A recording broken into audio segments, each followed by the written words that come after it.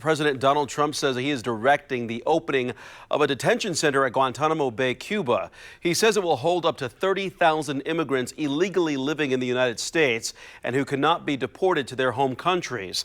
This comes as his administration has carried out raids in multiple cities, prioritizing the arrests of those with criminal histories. Tonight, WRTV's Adam Shum spoke to an Indianapolis group who helps immigrants settle in the United States and how they're trying to navigate this uncertain time. Lutia Mercado tells you it's personal. I moved to the United States when I was around 8. As the executive director for Coalition for Our Immigrant Neighbors, she works to help immigrants and organizations during a time of uncertainty. We're just talking in a sense of these people not being human. And I think there's this need to have just basic sense of empathy. I don't know where that went. Point is a nonprofit. It works to connect organizations and volunteers within the immigrant community with services, including legal and mental health. We pivot our efforts depending on what seems the most urgent. Currently, with the climate, it called for an immigrant steering committee. The current environment against immigrants and refugees is taking a toll, meaning that they don't know what is real, what is not, what ICE can do, what ICE cannot do. William Esquivel works with schools in central Indiana to support its clients. It's also shocking to see that there are many people who don't have anyone else who might have a citizenship status who could take care of the kids if they are taken away.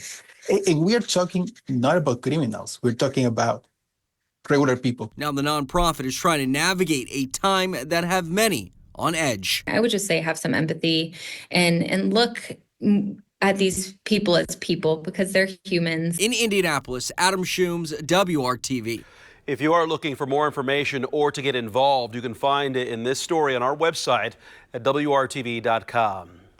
Governor Mike Braun issued an executive order yesterday on illegal immigration. It requires law enforcement to report people in the country illegally who pose a threat to public or national security. Officers must notify the state's Intelligence Fusion Center, which monitors and shares information about criminal and terrorist activity in Indiana. Governor Braun says this move will show that the state stands with the decisions of the federal government. We've heard a lot of talk about executive orders lately and seen some of their effects this month. President Trump has issued them, and so has Governor Braun. An executive order is different from legislation lawmakers and government chambers must approve, and they are protected in the Constitution and date back to George Washington. According to the American Bar Association, on the federal level, an executive order is a directive from the president which manages operations of the federal government. They are carried out like a law would be. Executive orders don't need approval from Congress. IU Indy political science professor Scott Pegg points out executive orders stand unless one of a couple of things happen. Either the president rescinds it or clarifies he means something different. They can be overturned by laws of Congress, which is difficult to do because the laws of Congress then have to be signed by the president or overridden. His veto has to be overridden, which is very hard to do.